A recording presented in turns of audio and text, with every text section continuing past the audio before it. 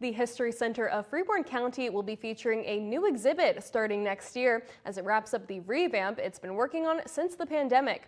Taking us through what this new exhibit entails is ABC 6 News reporter Chandler Jackson. And Chandler, I'm guessing what you've got in your hands is a bit of a clue. That's right, Rachel. Dolls are the subject of this latest and last exhibit at the History Center. This is one of mine from when I was a kid.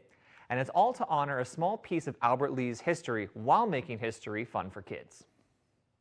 If you were around Albert Lea before the year 2000, you probably knew about one of the city's famous residents, the Story Lady.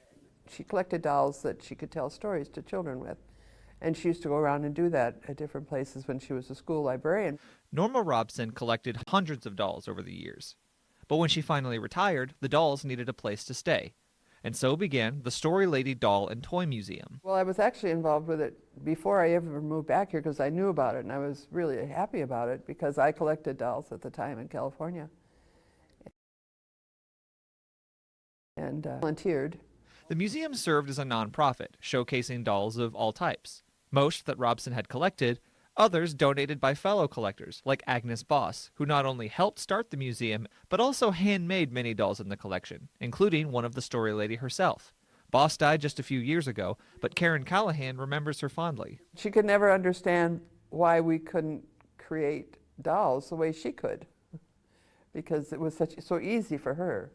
Several years after the museum opened, Robson passed away, leaving her collection in the hands of Boss, Callahan, and others.